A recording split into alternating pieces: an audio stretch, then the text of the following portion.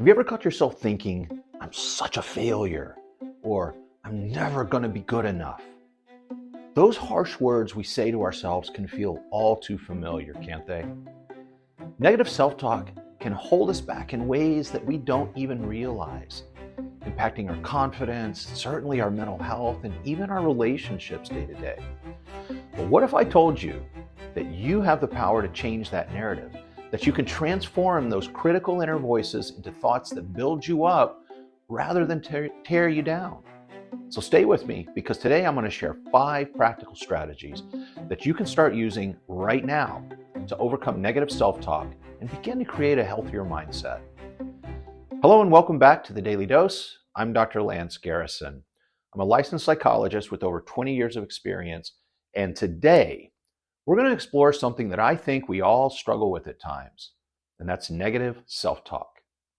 You know what it is? It's those critical, discouraging thoughts that creep in whenever you're feeling most vulnerable or stressed, whether it's a little voice saying, I'm just not good enough, or something harsher like, I always mess things up, can really take a toll on our mental health and our well-being.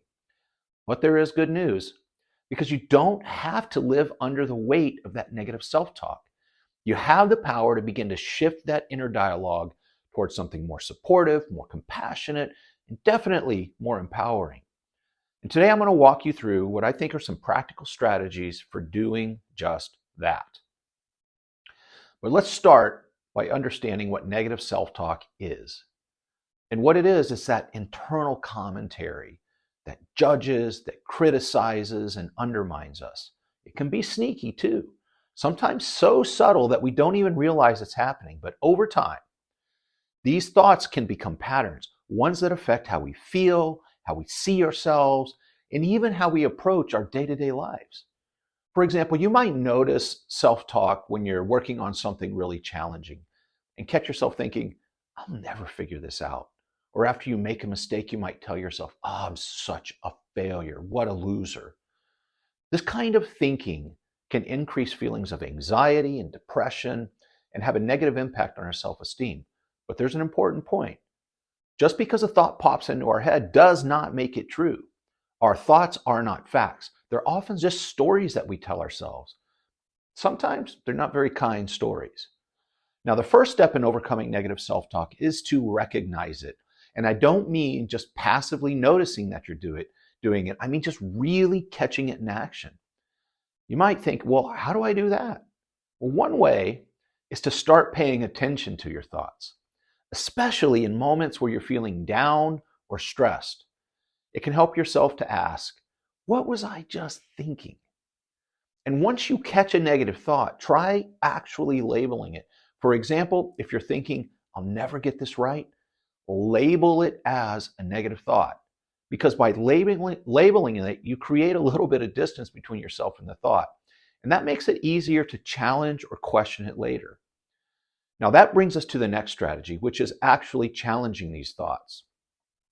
A key question to ask yourself here is this thought really true? Often we'll find that our negative self-talk isn't based on evidence, it's an exaggeration. It's influenced by how we're feeling in any given moment. So let's go back to the example of thinking, I'll never get this right. Is that really 100% true?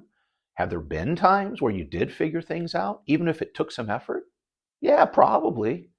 So instead of just accepting that initial negative thought, you can counter it with a more balanced and realistic one.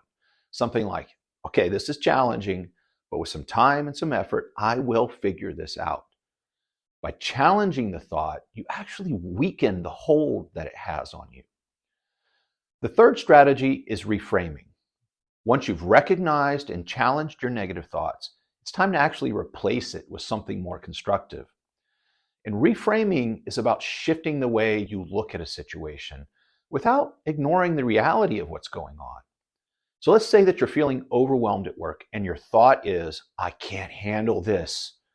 So instead of staying stuck there, try reframing it as, I'm feeling overwhelmed right now, but I can break this down into smaller steps and I can get through it. Notice the shift? It's more compassionate. It's more problem-solving oriented and much less self-critical. Now, reframing ties into something incredibly important, and that's self-compassion, something we talk about fairly often here. Because too often we're far harsher on ourselves than we would ever be on someone else. Imagine if a friend came to you and said, "I made a mistake, I'm such a failure." You wouldn't tell them, "Yep, you're right." You'd offer support, maybe some words of encouragement, and remind them of their strengths. So why is it that you don't do the same thing for yourself? The next time you catch yourself engaging in negative self-talk, pause and ask, what would I say to a friend in this situation? And then offer those same kind words to yourself. This simple shift in perspective can make a huge difference in how you begin to relate to yourself. Lastly, one of the most powerful ways to counter negative self-talk is by actively cultivating positive affirmations. Stay with me. Affirmations are simple positive statements that you can repeat to yourself regularly to begin to reinforce a more supportive mindset. So for instance, instead of focusing on thoughts like, "I'm not good enough," try affirmations like, "I'm capable, I'm learning, and I'm growing every day." The more you repeat these positive affirmations, the more they start to shape the way that you think. Now, I know it might seem a little weird or awkward at first, but I promise you, over time, it can retrain your brain to begin to focus on positive rather than the negative. So let's recap. Overcoming negative self-talk involves recognizing and labeling these thoughts, challenging their validity, reframing them in a more constructive light, practicing some self-compassion, and building a base of positive affirmations.